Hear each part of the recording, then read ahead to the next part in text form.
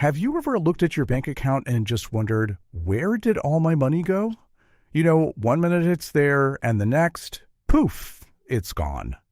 Well, today we're going to talk about a super simple budgeting rule that helps you finally tell your money where to go instead of asking where it went.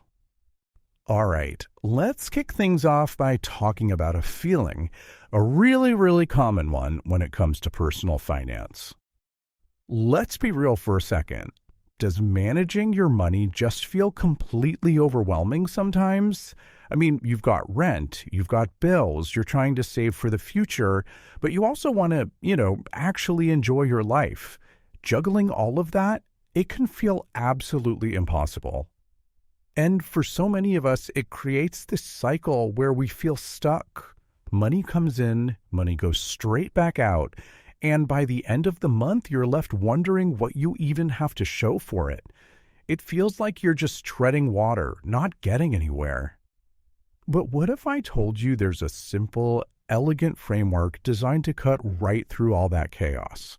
It's called the 50-30-20 rule. And honestly, it's less of a strict, scary budget and more of a straightforward game plan to put you back in the driver's seat. And the whole philosophy here, which got really popular thanks to folks like Senator Elizabeth Warren from her time at Harvard, isn't about restriction. It's not a financial straitjacket. Think of it more like guardrails on a highway, just kind of keeping you on track and helping you find a healthy balance between life now and life later. So, you're probably wondering, how does this thing actually work? Well, let's dive in and break down the 3 simple categories that make this whole system tick. Okay, so here's the core of it, and you'll see how simple this is. You take your after-tax income, and that's key. We're talking about the actual money that lands in your bank account, and you split it into 3 buckets: 50% for your needs, 30% for your wants, and 20% for savings. That's it. Let's start with the big one, the largest piece of the pie, 50%. Half of your take-home pay is set aside to cover your absolute must-have essentials. So what are we talking about here? These are the non-negotiables. We're talking rent or mortgage, utilities, the groceries you buy to cook meals, getting to work, insurance, all that stuff. And yeah, the minimum payments on your debts fall in here too. Basically, if you have to pay for it to live and work, it's a need. All right, next up, that 30% slice. And this is the fun part. This bucket is for your wants, all the things that just make life a little bit sweeter. Think of this as your official guilt-free spending money. It's for going out to eat, for that Netflix subscription, for vacations, hobbies, you name it. This rule literally gives you permission to enjoy your money, as long as you keep it within this 30% lane. And last but definitely not least, we've got that final 20%. Now, you could argue this is the most important slice of the whole pie, because this is the money that's dedicated to building your future. This is you paying your future self first. This is the money you use to build up that all-important emergency fund, to invest for retirement, to make extra payments on your debt to get rid of it faster, or to save for big goals like a down payment. This is where real financial security is built. Okay, so the theory is solid, right? But the big question is, how do you actually put this into practice?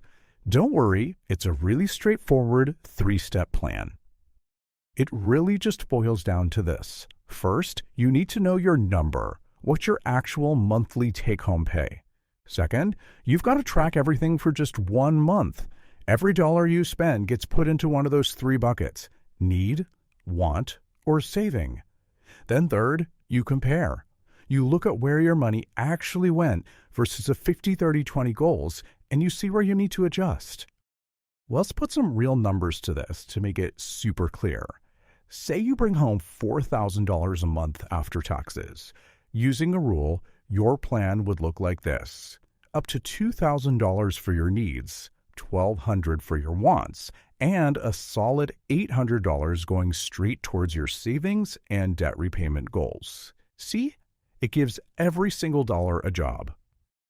Now, of course, real life isn't always that clean and simple, is it? So let's tackle some of the most common challenges and gray areas you might run into when you first get started. And this is a big one. Seriously, you might run the numbers and have that moment of panic thinking, wait a minute, my needs are eating up 60, maybe 70% of my income. First off, if that's you, you are not alone. This is super common, especially if you live in a high-cost area. So if you're in that boat, the rule is actually doing its job perfectly. It's shining a huge spotlight on a deeper structural issue. The fix here probably isn't about cutting out a coffee. It's about looking at the two biggest expenses for most people, housing and transportation, and seeing if there's a way to make a bigger change there. Okay, another tricky part can be that blurry line between a need and a want. So let's clarify. Basic groceries so you can cook? That's a need. Getting takeout every night? That's a want. A reliable car to get you to your job is a need. A brand new luxury car with a massive payment is a want. You see the difference? Being really honest with yourself is the key. All right, let's zoom out for a second. Why should you even bother with all this? What's the big picture reason this simple rule matters so much? You know, the real power of this rule isn't just about the math. It's about the huge psychological shift that happens. Money stops being this constant source of stress and anxiety in your life, and instead it becomes a tool that you are in control of and that you can use to build the life you want. And please remember this. The goal is not perfection. You're going to have months where things are a little off, and that's okay. The real magic comes from consistency. It's these small, sustainable habits, month after month, that build incredible results over time. So, as we wrap this up, I want to leave you with one simple question. Don't feel like you have to overhaul your entire financial life tomorrow. Just think about it. What is the one small change, the one tiny step you could make today to start putting this powerful rule to work for you?